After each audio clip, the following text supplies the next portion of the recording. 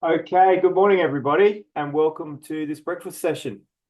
I hope you can hear me okay. A street sweeper has decided to just park themselves just outside my window there, so hopefully you can't, interrupted by that noise. And I'd like to give a huge welcome to Dr. Nathan Boase. We're really delighted to welcome him to the breakfast session. It was a huge response in terms of registrations to Nathan's work, as it normally is for the AAUT winners. So thank you very much for joining us from wherever you are, and you've all passed the test with Australian Daylight Saving and Australian Central Daylight Time, which is where we are, which is where I'm coming to you from in Adelaide.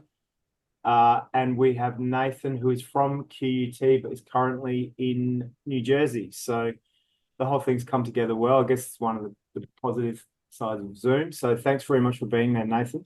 I believe it's Wednesday. You're in the past. It's Wednesday evening for you. So before we get started, I would just like to acknowledge that we meet on Kaurna land today. And this is the Kaurna land is the traditional lands for the Kaurna people, and we respect their spiritual relationship with their country. I'd also like to extend that acknowledgement to whichever country you're joining us from today. Increasingly, we have a lot of people from all around Australia. So thank you very much for joining us from wherever you are. We also acknowledge the Kaurna people as the traditional custodians of the Adelaide region and the Adelaide Plains, and that their cultural and heritage beliefs are still as important to the living Kaurna today. So, thank you very much for being there. I'd like to hand over to Dr. Nathan Boase, who is going to talk to us about how we effectively create hybrid learning environments through innovations in technology and inclusive practices. Super relevant, super topical area of discussion. And that's why I think this has been so popular. So over to you, Nathan. Thanks very much. I'll just stop Thank you. sharing and it's over to you, mate. Thank you, Stuart.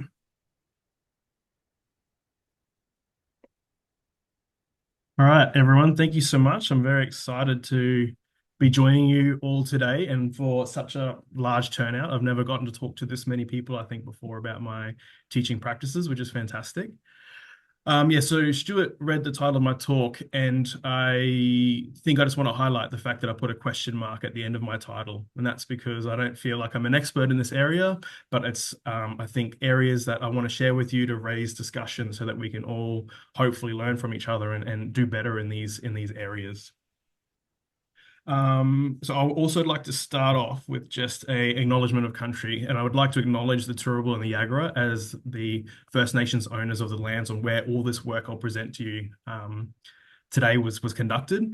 And I acknowledge that they are Australia's first scientists and they have ongoing knowledge of science that they bring forward and that our culture gets richer for it. And I acknowledge all First Nations people in the meeting today as well. And I also like to acknowledge the Lenape people of New Jersey, which is where I currently am presenting to you from today. So I always start my lectures whenever I start teaching students with essentially this slide, which is to give them a bit of background about who I am. I've modified it a little bit for the context of today's meeting, but it's to show people who I am in terms of what I'm going to be teaching them about. And so I thought it was fitting to sort of start off with this today so you understand the context of my teaching practice. So I think importantly for me, I grew up in far north Queensland and I'm first in family to attend university. And so I think that has always informed my teaching practice and wanting to include people that may not traditionally be quite ready or quite as well set up for university study. I also started teaching very early in my career. So essentially the same year that I graduated from my PhD, I started in an associate lecturer role here at QUT. And so I think that has also informed my practice that it wasn't too far before I started teaching that I'd actually stopped taking classes myself. I'm a teaching research academic, so not a sort of pedagogical academic. So my research is around chemistry of polymers and materials. And then the teaching stuff is or the scholarship of learning and teaching is what I like to do on the side. And I always show students that I like to have a life outside of work so that they understand why I don't respond to emails on weekends. But I think it also might show that if I'm willing to slide down a waterfall on a giant flamingo, maybe this is why I do some of the crazy stuff I do in my teaching practice. So what will I talk to you about today? So this will be basically informed by the nomination that I wrote for my AAUT citation. And I want people to have the understanding of this context of my presentation. I want to highlight that I'm a practitioner, not an expert or pedagogical researcher. And the reason I say that is because I think anyone can do the sort of stuff that I'm talking about in today's presentation. So if you haven't sort of gone down this route and you're thinking about it, I'd encourage you strongly to do that. And I've just picked things that have interested me as I've moved through my career, where I think it's interesting to look at, or maybe where I think I can have an impact on students' learning. So the areas I'm going to share about today will be around adaptive learning through digital technologies, some initiatives and case studies of building independence in learners, and also talk about how we're starting to embed First Nations Australians knowledge in the curriculum. So while I'm a practitioner, I have benefited from the Scholarship of Learning and Teaching in understanding more deeply what pedagogical frameworks for understanding learning and teaching more effectively. And I've been benefited by meeting a very good friend and collaborator, Paulette. And she's proposed in the literature this really nice theoretical model of trying to understand how students learn. And what she's really focused on are people in marginalized or minority groups and how they can cross barriers into engage in chemical thinking. So we think about students learning in the chemistry classroom, which is the context that I always work in.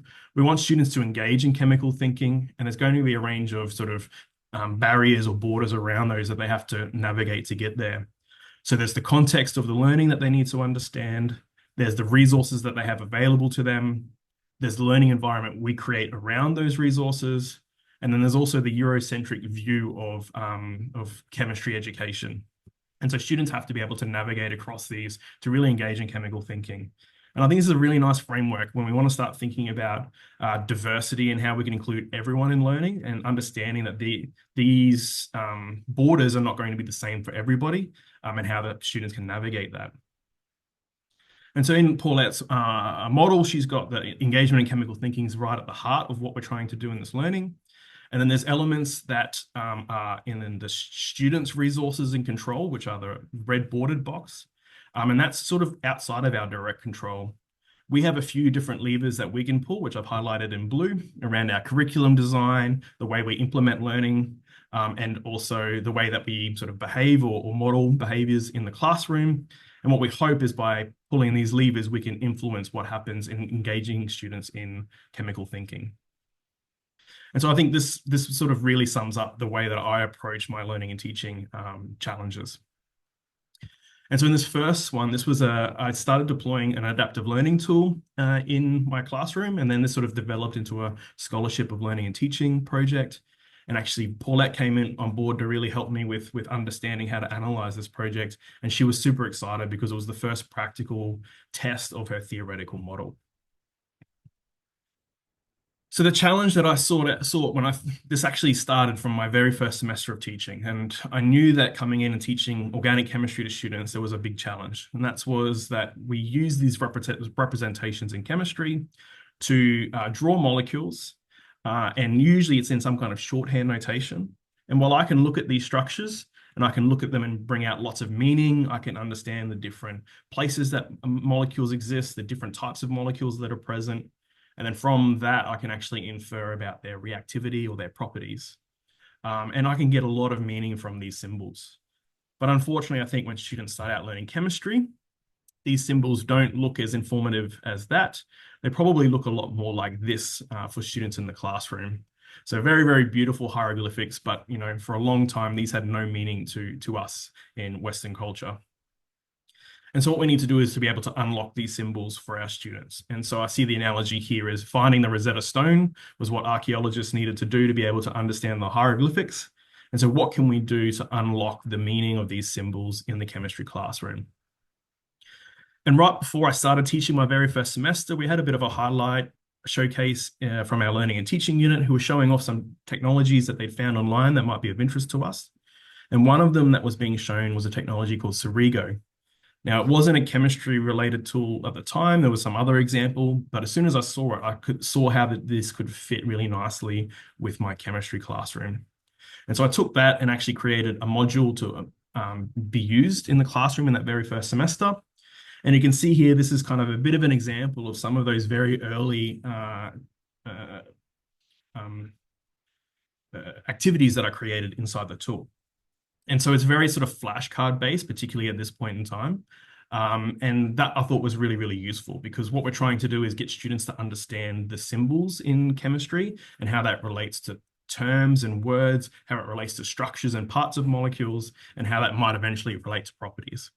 And so what you're able to do is link concepts together, and then they can sort of show students either one of these representations, the words or the structures, and get them to do things like matching, find that molecule, those sorts of activities. So it's relatively simple, but it's really, really like a fun and easy way to do this activity. And as I started playing with this tool, I realized that it wasn't just a flashcard tool, it was actually an adaptive learning tool. And so I learned a lot about what that actually means. And so what we're trying to do with adaptive learning, right, is a automated way of doing personalized learning. And so I think about all the students in my classroom, and we could kind of stratify them on some kind of metric of success along the x-axis here, and we're going to get something roughly like a bell curve usually. And so this might be the students' grades or understanding of chemistry. And so what we're trying to do is try and teach to this whole classroom. And now it's quite difficult in a large classroom with lots of students to be able to do this for everybody. And so what we try and do is, often we try and teach to the main part of this, right? The mean, maybe a standard deviation or two. We try and capture as many students as we can through our learning approaches or teaching approaches. And then we might also put in some interventions for students that need a little bit of extra help. We might try and pick up that tail. But that often means maybe we miss the higher achieving end group, or even within any one of these blocks, every one of these students is unique. And so each one of them has differing needs. And so it's quite hard for us to meet the needs of every individual student in a large classroom. So what we're trying to do with technology is try and do what we are hoping to do as the educator in a much more cost-effective way. So try and deliver really high quality learning that's individualized to the needs of every student. And to do that in an accessible and engaging way as well. So Surigo is just one type of learning, adaptive learning technology on the market. And this is just to give you a little bit of an idea of the landscape. It's a little bit out of date. There's a lot more technologies out there, and a lot of these have evolved over time. But there's different ways to look at these technologies. You can have open content sources where it's really an authoring platform. So you have a lot of freedom in adding, creating, changing the material that's inside the tool. And so Surigo is one of these types of technologies.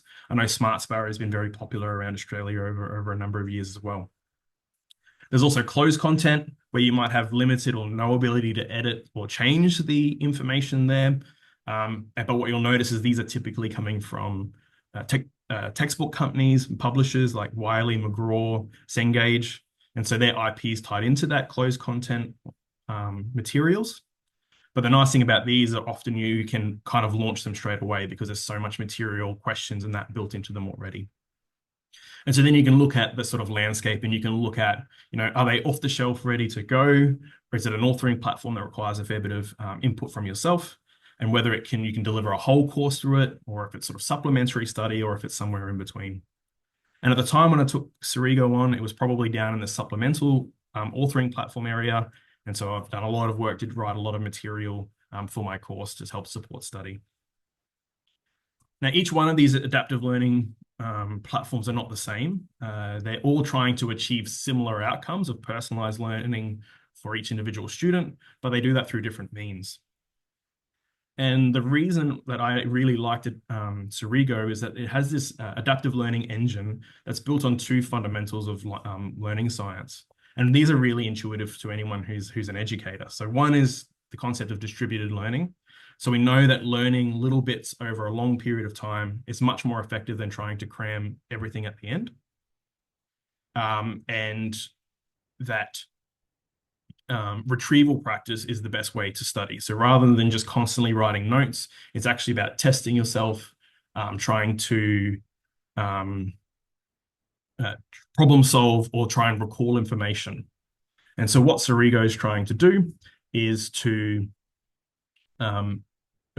combine these two things together to build to long-term retention of memories and eventually long-term learning. So what does this look like? So here we've got two ideas being shown to a student doing some initial study, and those two ideas are activated in their memory. And so as soon as they leave the classroom, it's very easy for them to recall that concept. But that will slowly fade over time until it starts to get a little bit difficult to recall, but not too difficult. And so the whole algorithm in behind Sirigo tries to time the review of these concepts so that it's a little bit challenging, but not too challenging to recall, which reactivates the memory, and so on and so forth. And so what we can see is for a particular student, they might have concepts that are easier or more difficult for them to understand and remember. And so the timing will change based on the concepts. And now the algorithm can do this for all the concepts present in the material for every individual student. And every one of these pathways will be different and unique.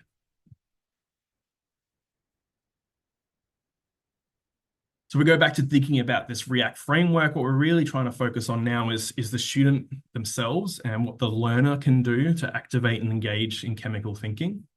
And so what we think about is that the students come in with some kind of resources that are available to them, and they need to activate these resources to engage in chemical thinking.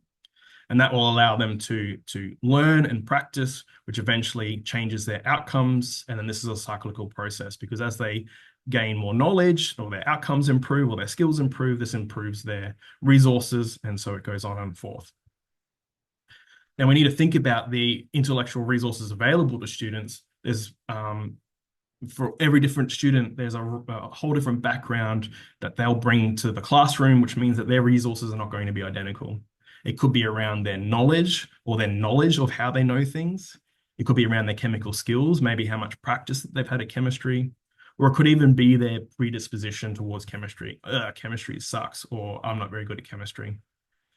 And so for each individual student, how can we help them navigate that resource activation? And so what we're trying to do with Sirigo is really work on this pipeline here to help students more easily engage in chemical thinking, no matter what their resources they have available to them. So this was our initial study. We wanted to deploy adaptive learning into a first-year introductory chemistry course.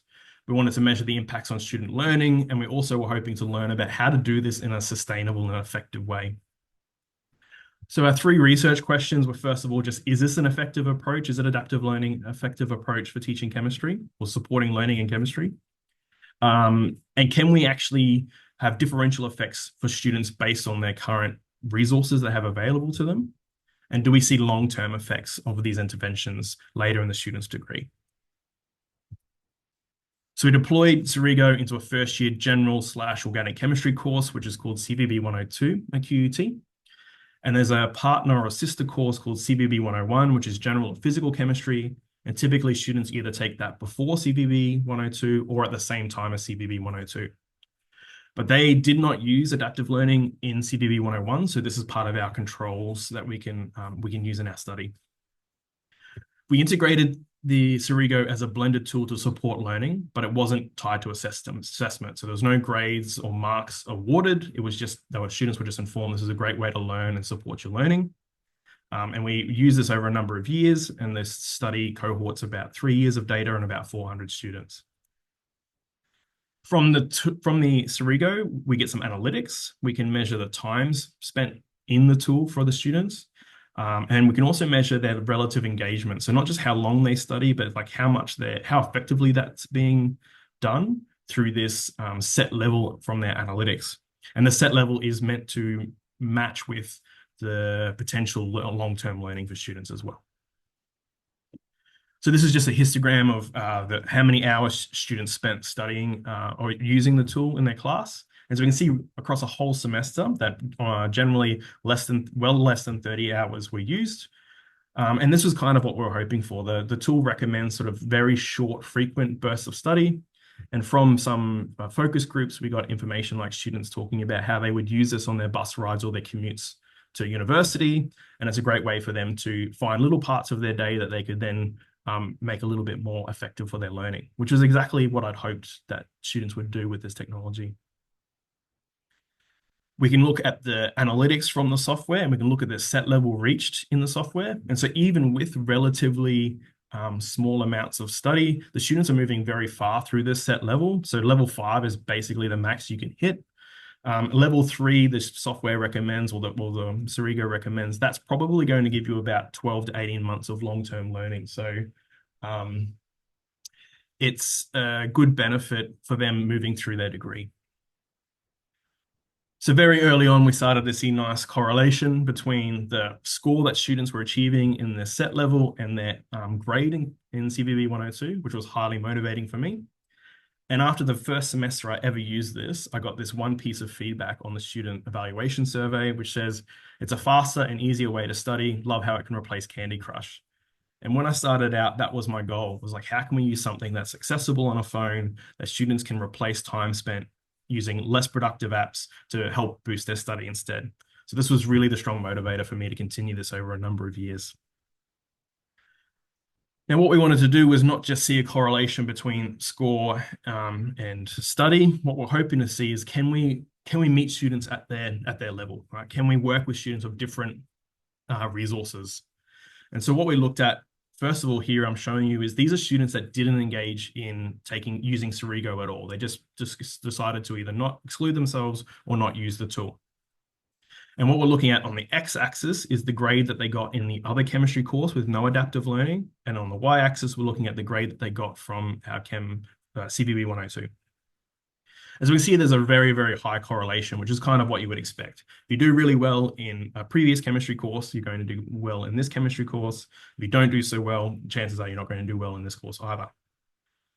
And so then we started looking at, well, what levels of engagement with the tool. And so students who had a moderate level of engagement up to a level of 2.5, we started to see that this line flattens out. So students that got a low grade in Chem 101 are starting to improve their grade in Chem 102 when they have the ability to use adaptive learning. And we also see this at moderate levels as well. And then we look at students that are highly engaged, that are hitting that score above 2.5, really getting towards that 3. We really see that this correlation really starts to flatten out. And we can see that students with low chem grades are actually starting to approach students with mid-Chem 101 grades in terms of their outcomes in Chem 102. And this is really, really exciting for us. The other thing that I like to see is there is still a small improvement here for students at the higher end. And so we're actually able to address students at both ends of the spectrum to be able to give them things that they can do that meets their needs. And this is important as there's only going to be a small shift here because you can't really go above 100%. So there's kind of a ceiling on this data. So I think it's quite exciting. The other thing that we were seeing was that students weren't being told about like how the learning engine works or any of adaptive learning, but students were starting to learn from what the tool was teaching them. And so they were actually restructuring their study routine to match more closely the routine of what they were seeing in Cerigo, which was fantastic. But there were some early warning signs too of how you integrate this in a very effective way in a classroom setting to make sure students keep learning effectively. And so some students would completely replace really good study habits with Cerigo, and that wasn't beneficial for them. And so that's something that we started to work on in later years as well. So we talked about we're hoping to affect long-term learning as well. And so what I did was look at a little pop quiz at the start of their second year organic chemistry course, some of the concepts that they learned in first year, how did that influence later. And again, those students that engaged very, very highly with Cerigo had a much higher score on this pop quiz than those that didn't engage very well. And interestingly, this group that didn't engage very well were the same as other students in the class that didn't come through our first year program, came through some other pathway. And so this isn't just a selection bias. This is actually these groups are the same, and these students are outperforming those, which was fantastic. And Paulette did some really nice statistical analysis on this, and we actually saw that in the final grade for that course, so the end of the second year organic chemistry course, there's still an effect of students that use Cerigo are still seeing higher grades than students that didn't engage in Cerigo. And so we're really starting to see this long-term effect. We're also seeing long-term effects and greater, broader understanding of how students learn, and they're changing their study habits based on what they're seeing in the adaptive learning technology. And that's going to benefit them throughout the degree, which is fantastic. So as an educator in terms of adaptive learning and digital technology, some things that I've learned from this is that how you frame that technology in the broader landscape of the curriculum is really, really critical to make sure that it integrates well. and the design has to be clean and easy to use and engaging for students to really want to buy into it. But if you get those things right and there's great value to the students, then they'll take it on without needing incentives. So you don't have to incentivize through grades or marks or bonus points if they see that there's great value and it's easy to use. These technologies can help us meet students at their level, which is really, really critical and sometimes something we can struggle to do in large cohorts. And throughout this, I actually engage students in developing this. Student feedback's been really, really beneficial and a feature of what I've done to develop this. I've also had students as partners involved in this project over years. Some warnings is that you have to be patient with these things. They can take a long time to get going. They can take a long time to see the benefit. It also requires a lot of maintenance to make sure things are up to date, working really well, and a lot of just informing students and reminding them to use these technologies to get that real benefit. And sustainability of funding is really key. So if there's any leaders in the room, being able to sustainably fund these technologies to give people the time to develop them and then see the benefit over a long period of time is really, really critical. It's hard to do this on soft money or flexible money all the time. So that sort of finishes off my adaptive learning technology area. This is going to be a few little just sort of case studies or examples of things that I'm doing in the classroom that are trying to build independence in learners. This isn't quite such a formal study, but it's just some points that if anyone wants to discuss with me, I'd be happy to share with them.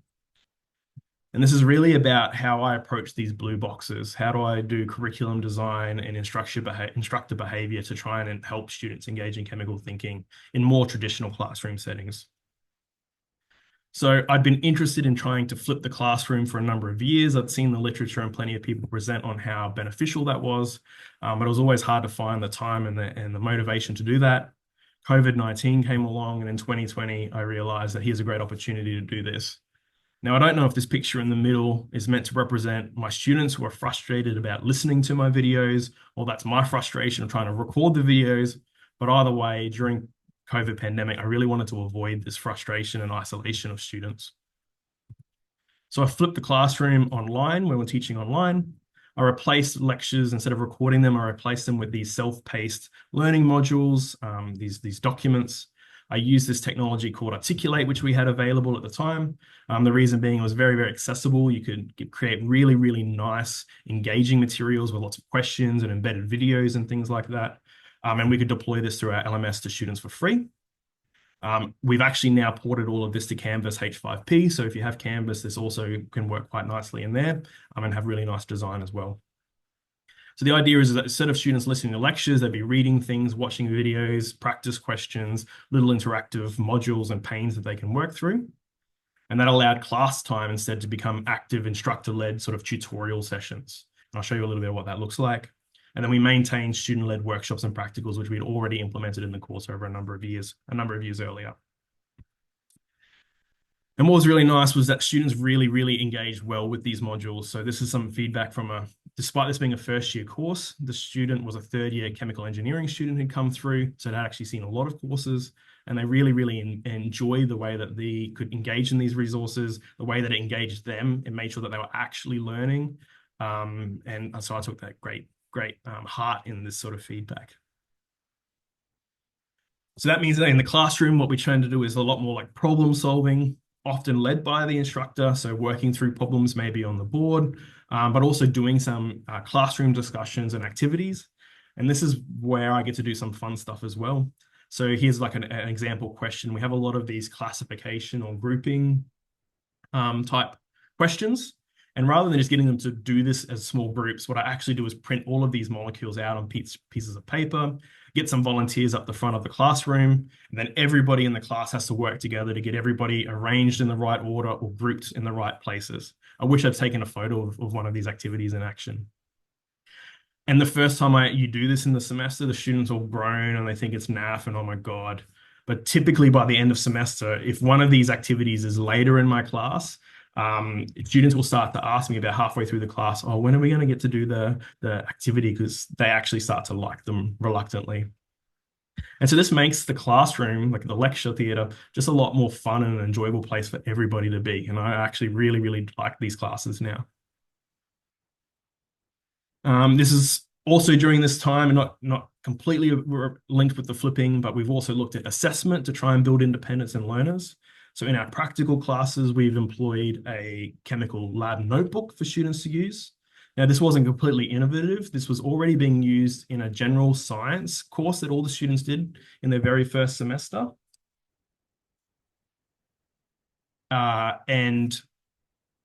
But it wasn't used again until the very end of their degree. So I thought, well, why don't we just keep leveraging off what we're starting to teach them? So instead of doing sort of pro forma hand-in sheets every week, the students keep this notebook throughout semester. This means we can actually give them feedback throughout the semester about how they're collecting notes, how they're presenting their information, how they're doing their analysis. And then the students submit the practical lab notebook at the end as one piece of assessment. And we get to assess their total learning and how they progressed across semester and really focus on those last couple of practicals to see if they've developed the skills rather than sort of piecewise assessing them throughout semester. The other thing that has been really fantastic is I've introduced a reflective journal assignment right at the end of the degree. Degree at the end of the course. I don't have a lot of time to talk about this, but I teach a very basic method of reflective practice, which is these four R's of reflection. And I ask the students to reflect on their learning in the course. And the reason I was motivated to do this was that as part of my sort of training as an educator, I was often being asked to reflect on how I teach. And it always was valuable for me to reflect on this, for example, through my AAUT citation application. And so I thought this might be a good way to model this behavior to students and get them to start practicing it. And so I can actually see from the students' reflections, they actually start to learn a little bit about how they learn, what worked for them, what they didn't. You sometimes see that reflected in students in other courses, or if some of those students might repeat the course, you can see that they might change their behavior a little bit the next time around. It's also a wonderful source of information for me for improving the course. That's much better than what I would get out of a student T-Val type university-led evaluation. So this then raises a really big question: is how do you measure these outcomes or these interventions on outcomes? And I've often looked at things like failure rates or grades, and you either see very little shift, or sometimes actually here you can see that it actually went backwards for a little while. So that's one thing is, you need to be able to work on these things. You go make things change. Things might not work the first time, but to keep iterating, to take feedback on, keep moving forward. But also I find over 10 years of doing this, that if we look at averages and sort of grades, we often don't really see the true value of the interventions we make as educators. And that can be very demotivating. And for students, it's very similar. And so this was some really nice feedback I had from a student about how they actually felt remotivated by these initiatives that I'd launched in the class. The way that we're actually teaching this class made them feel that they were not inherently a failure. They became more aware of the way that they learn and how they could change that going forward.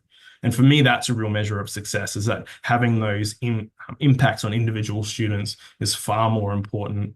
And then hopefully, like by doing that, you can eventually start to see some of those benefits in those more gross measurements.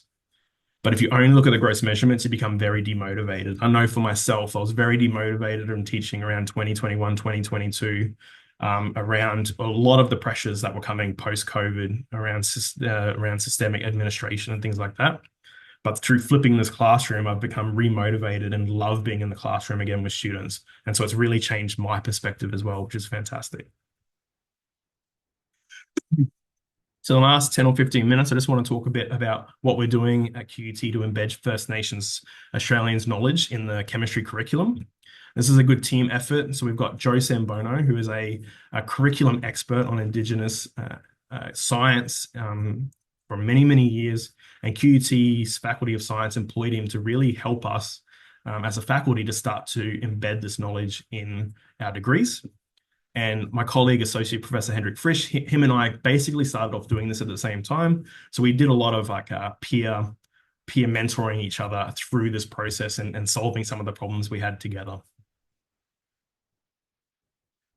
So I was looking at CVB 102 again, looking at embedding in this course a range of different concepts from Indigenous knowledge. And Hendrik was looking at our second year physical chemistry. So we've looked at it at different parts of the degree. I'd like to acknowledge the artist Stephen Bakuyu, who created this beautiful artwork for the Royal Australian Chemical Institute, which really I like this image because it helps to capture how the knowledge of chemistry has flown through the lands and people and the animals and fauna and flora of Australia for many, many years, and how these things are all interconnected. And that's what I hope that students get out of this approach to learning. So what I did with CBB 102, I had this articulate module that was already existing. And so what I did was embed little interactive activities about First Nations knowledge of chemistry throughout this. And I wanted to have multiple touch points that this happens to across the curriculum, so students see that it's not just localized to one kind of concept or idea, but all throughout chemistry, there is knowledge that we can learn from First Nations Australians. The other benefit and the other reason I saw this as really important is that it allowed me to remove some of the historical Western-centric male-dominated examples and replace those with examples that are more diverse, more inclusive, but also examples that connect students to time and place. So it's examples from this land or from our lands and of its current knowledge that's still alive, as opposed to examples from some faraway country in Europe or North America in some time in the past. So what does that look like? Here's some of the modules that I created. I actually kick off by explaining to students that there is understanding and knowledge of chemistry in First Nations people, and that actually the way that we look at science, that scientific method excludes other ways of understanding, and like how those two things can coexist. So we start to introduce students to this other way of knowing. And then in different topics, for example, this is about sort of molecular structure. We give some really nice examples of sort of how chemistry was used, or molecules, or the chemistry of molecules were used by First Nations Australians to achieve and thrive in this land. And this is an example of how it gives really good time and place. So this example here of these pesticides, we can see this country here in far north Queensland actually highlighted, and it's right at the heart of where I grew up. So I actually grew up here in Innisfail. And so I love talking about these examples because the examples are from places that I've been, rivers that I've swum in, land that I've camped on. And so it connects me as well to the chemistry that I'm teaching. So that's the context through which we're discussing things. And then the students usually have some questions that they engage with, but the questions are not about First Nations knowledge in any way. It's not about assessing that. It's about the chemistry using this as context. So for example, here this molecule is asking about structure of this molecule, and this happens to be one of the pesticide kind of molecules in the fish poisons used by First Nations Australians. When I first did this, they were just embedded in these articulate modules, and I got some feedback from students that they felt like this was really nice examples, but they didn't really understand why this was connected to their learning. At the time, the students didn't know that it was actually on their exam. That's one way that eventually they learn that. But it also did remind me that I actually need to embed these in the classroom activities. And so that's what we can do now, is we can take these examples and discuss them in the classroom. And again, we can connect to time and place, both historical stories, but the fact that this is living knowledge. And this is actually a photo I took in February because this plant Nadu that I talk about in this example is actually in Queensland, Brisbane's Botanic Gardens. And so students could actually go and see this plant if they wanted to know what that I'm talking about. And again, it allows us in the classroom to discuss these really complex chemistry where multiple aspects are coming together and humans are interacting with the chemistry and understand how those things work together. So it's a really exciting way to learn in the classroom.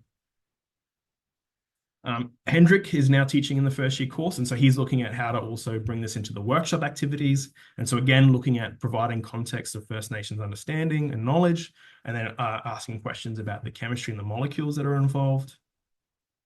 And then this flows on to assessment. So in our exams, we're able to give, complex questions with the sort of the stem of the question revolving around First Nations knowledge, but the assessment still assessing the knowledge of chemistry and molecular structure.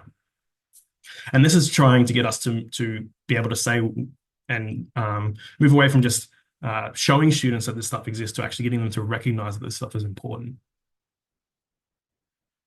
So what Hendrik and I, this is both of our summaries for what we learned through this process. We both learned that this is an incredibly important thing to do. We both learned too that the knowledge is current and ongoing. So we need to use present tense language when we talk about First Nations knowledge of science. It's not something from the past, it's alive and thriving. We overcame our own misconceptions about First Nations chemistry and how much science was being sort of done. And we find it's a lot more interesting to teach about, and the students are learn about. It's extremely inclusive, and people get to learn more about the history of the country that they grow up in. A big thing that both of us learnt about is that science isn't impartial, and this comes to like the research you need to do to be able to provide these examples. Some of the literature around this stuff is horrifically bigoted and biased, and you realize that we always talk about science being unbiased and driven by hypothesis and data, but actually a personal opinion often comes in, and how can you deal with that? And working with Joe has been really, really powerful for this process. And he presents this model, which I wanted to show people today, around the level of this continuum of First Nations Australian science embedding in curriculum or even our understanding of it. We start with maybe blindness or denial of First Nation people's science. And what we're trying to do is move down this curriculum to get more and more awareness. And we're trying to move past this just acknowledging it. We're actually trying to create awareness and understanding of the knowledge that was known and how it can benefit society today, and to recognize that this is beneficial going forward. And so at the moment, we're moving in this yellow and we're trying to get to the green space, Hendrik and I. And then eventually what we're hoping is that there's a sort of twofold split here. So we're hoping that ourselves as educators, we can actually start consulting First Nations people and forming beneficial partnerships around this educational program that we're delivering, which is then us, deepening that connection. But we're hoping that by students seeing and recognizing the benefits of this, that they will be able to also appropriately consult with First Nations people and form partnerships in whatever their professional endeavor is after their study. And so I think it's a really important model that we need to think about. So some of the challenges we're working on, it's really getting that balance right about not teaching culture and focusing on the science, and how you move between the context of First Nations science without assessing it or assessing the relevance of it. Sourcing accurate information is really, really difficult. We want peer-reviewed sources, but often they're not reliable in this situation because of that Eurocentric lens through which many of the papers were written, particularly 50 years ago or more. It's incredibly biased and devalues the value of their knowledge. So there's a question here, what is a reliable source in this context? And then you need to be able to identify the personal community that the source of information is coming from. And sometimes that's been lost in the records. And so how do you reestablish that, which can be challenging as well. And so I think if we do this, we need to build repositories for this information to really benefit everybody in the community. I'm at QUT now in our science degree. We actually have a real world learning feature, actually, no, it's not. It's not a real world learning feature. It's a course learning outcome for all students of our degree, that they will recognize First Nation peoples of Australia as the nation's first scientists whose knowledge and contributions are valued. And so for us to be able to say that that's a course learning outcome, we need to be able to assess students' ability to recognize this. And so that's a big challenge that we're working on moving forward. So I think I'm right on time. So I just want to say a big thank you to everybody for being here today. It's been such a large crowd. I'm really looking forward to some discussion. I want to thank all the students that I've worked with and taught over many years. They're the real reason that I do all of this, and they inspire me. I've acknowledged Paulette, Hendrik, and Joe, who have been really great collaborators in these endeavors over the last few years. I've got other colleagues there who've either mentored, helped, chatted to me about things. One person that I didn't get to acknowledge is Brian Gore, who was at Cerigo for many years. And he was the person who really, when he found out what I was doing with Cerigo, he really helped to champion my activities within that company and get me a lot of support when I was starting out with about 2 cents to my name. There's been funding support and administrative support from QUT, so I acknowledge that. And I thank you all and look forward to the discussion. Well, thank you so much, Nathan. That was a fantastic presentation. I think everybody really appreciated that and got a lot out of it. And the discussion about First Nations knowledges in chemistry at the end there was amazing. A couple of people have asked if they can reference your work there. So I guess that will be the first question. Can we get is it able to reference or cite or use that little framework that you had there, the 5 steps? So The Indigenous knowledge Yes, model, Susie, the you will get a continuum. copy of the slides. Yeah, so the continuum is Joe's work. It's something that he presents on. So I did realize today that that's actually nowhere else but in his presentation. So I think I might encourage him to get that out into the public sphere so people can engage with that. So if you are interested in using that, then either reach out to myself or reach out to Joe directly, and then we can provide that resource to you and so you can acknowledge it appropriately. That would be the best. Thanks very much. So can you, what are you calling it? The continuum, what's the exact title of that? It's the First Nations Australian Science Continuum. Continuum. Okay, that's a super useful diagram. I think a lot of people would really enjoy seeing that. So yeah. Okay, so we do have some questions. A couple of questions from the Q&A, and a few people had their hand up during the session, and I'll reach out to you. So if you've got a question, I'll just ask you to turn on your mic and camera and ask Nathan yourself if you like. So the first question is from Sue Sharp. Are you there, Sue? Would you like to ask the question? I'm here. I really just wanted to know, did you check to see if there was anything specific about the students who didn't participate in Cerebro? So I mean, obviously this is something that you likely would have done, but did you check to make sure there weren't equity factors, for example, that might have kind of characterized the students who didn't participate? Yes. So there is some element of selection bias in that data set, but it's not entirely just like students that, aren't achieving who don't engage. So when we stratified those into the different levels of use, you could see that we actually had students that were doing well who were actually in that cohort.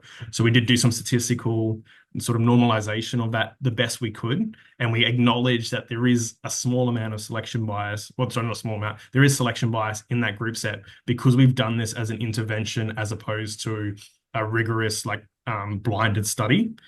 So their choice was we either keep this away from certain groups of students or we give everybody the access and then let them sort of self-sort into the control or experimental. So there are some limitations there, but as best we can, the statistics say it's relevant beyond what selection bias is there.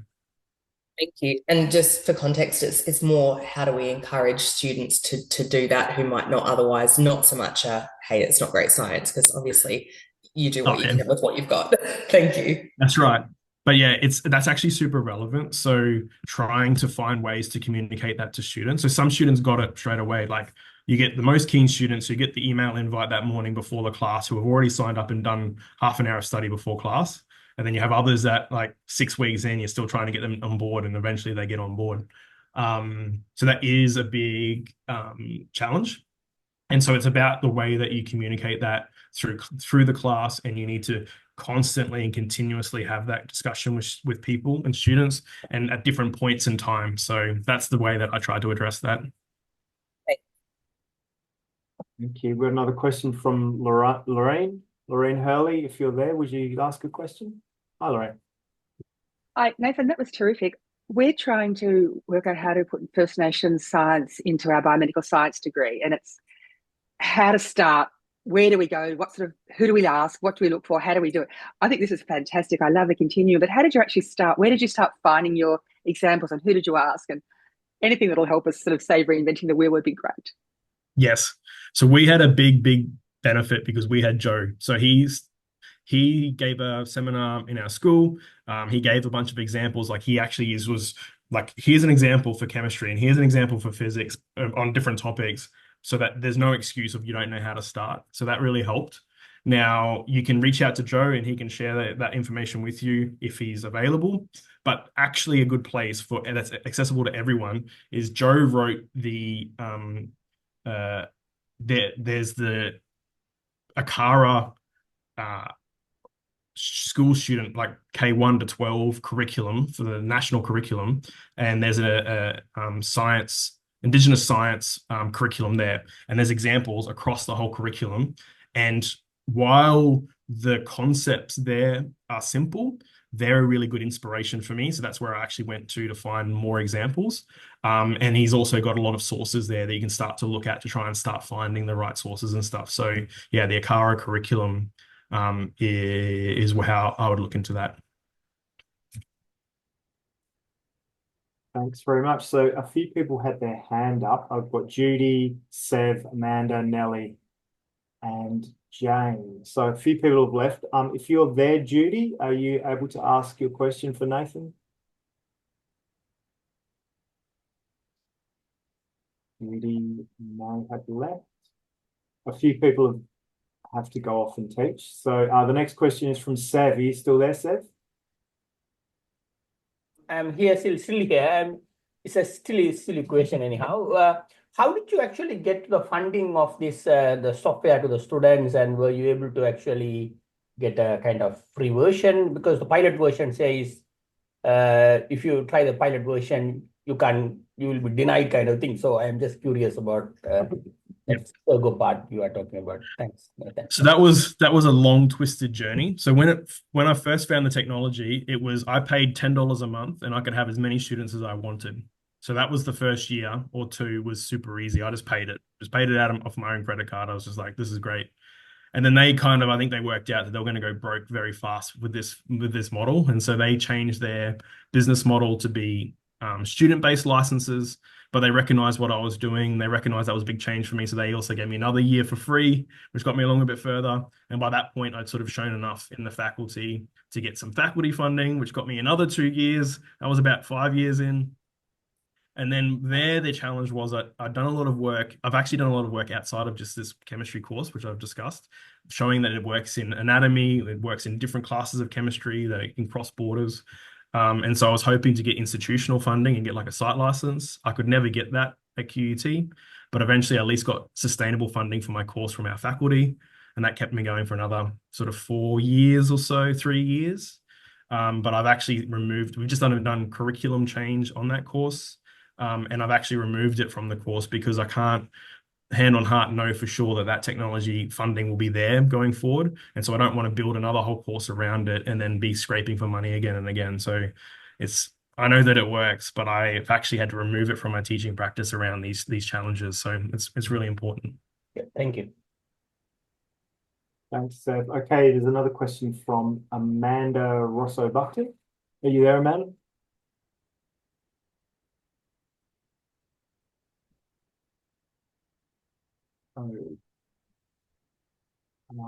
She's there.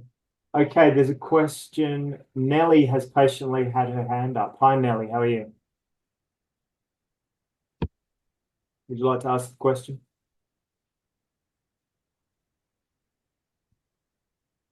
I think Nelly's getting a cup of tea as well. And we also have a question from Jane. Hi, Nathan. Great presentation. Thank you very much. I'm wondering if you might be able to tell me about your First Nations embedding in the entire program. Obviously, you've talked about your courses, but how do you ensure that that is continued across the program? Yeah. So I think, Jane, you must be a long lost cousin of mine from somewhere, but that is the big challenge, right? And that's actually something that our faculty is tackling at the moment. So in chemistry, we're really lucky because both Hendrik and I kicked this off. And so at least at 2 levels of the course, we already have this embedded. We've also had other colleagues now come on board who are embedding it in their course at different levels. At the moment, it's still very much like an individual instructor getting inspired by doing this and moving forward. But I think we need a really systematic and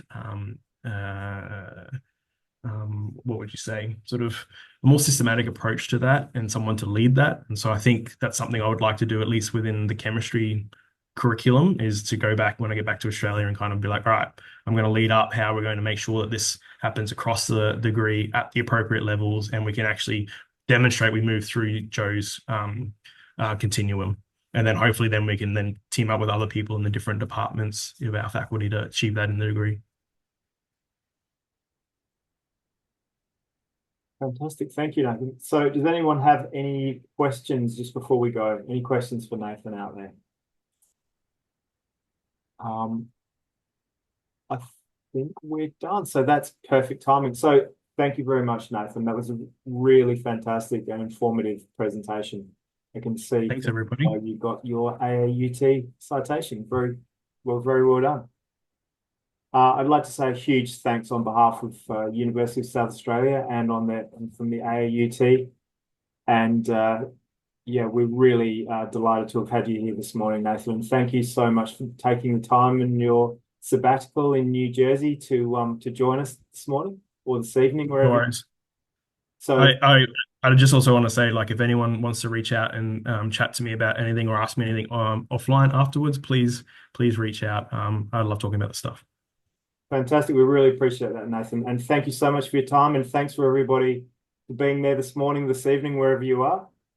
We'll post the recording to our YouTube channel. I'll send you out the link, and I'll ask Nathan to send me his slides, and we can share those out with you if that's okay with Nathan. So Thank you so much, everybody, and have a fantastic day. See you soon. Thanks, everyone.